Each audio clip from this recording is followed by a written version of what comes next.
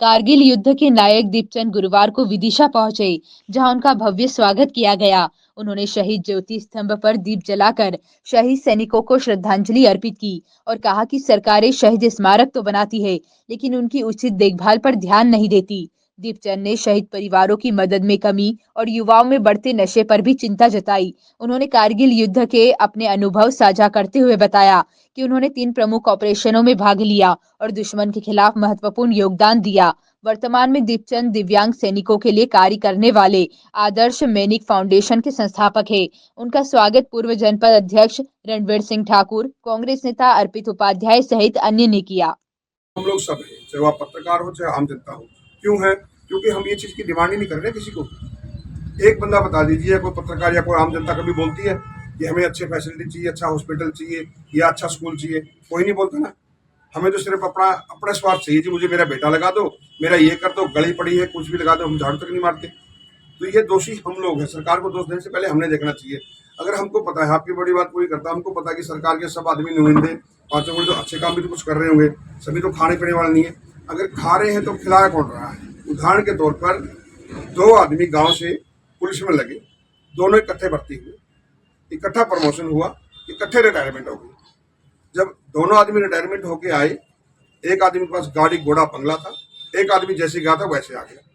जब वो गांव से निकलते तो गांव वाले उनको बोलते कि यार देखो, ये दोनों भर्ती हुए थे, एक को देखो जैसे गया था वैसे आ गया, और इस दूसरे को देखिए आप, गाड़ी घोड़ा बंगला।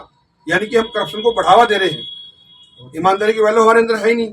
अगर ईमानदारी की वैल्यू होती तो हम उसका उदाहरण उसको तरफ देते, देखो यार जैसे गया था, आज भी इसके अंदर इतनी ईमानदारी है, लेकिन उसको हम नीचा दिखाने की कोशिश करते हैं।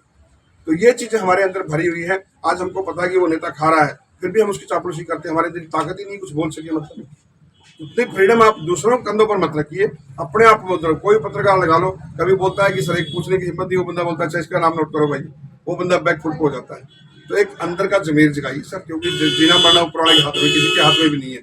अगर आपने राष्ट्र के लिए कुछ भी आवाज उठानी है तो दिल खोल के उठाइए। मतलब अब सबका राष्ट्र ही है, ऐसा नहीं कि मरने के बाद में स्टेचू लगा दो और ये जय जयकार कर दो। नहीं, राजनीति के अंदर भी अच्छे आदमी की उनको आप अच्छी सम्मान करिए, जो बुरे हैं उनका विरोध भी करिए आप लोग।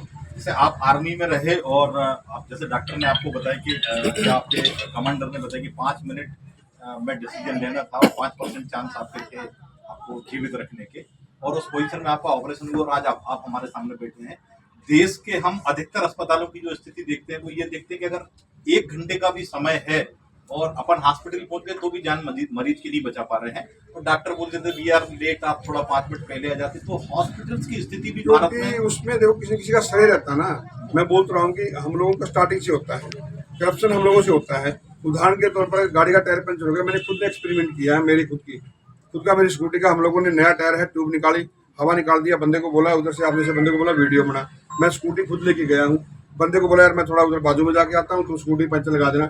पंचर था ही नहीं, हमने तो हवा निकाली थी। और जैसे ही उसने लगाया 10 मिनट बाद हम आए, बोला सर 2 पंचर थे, आप इतने पैसे दे दो। तो हमको तो पता है पंचर है ही नहीं। तो करप्शन कहाँ से शुरू होता है?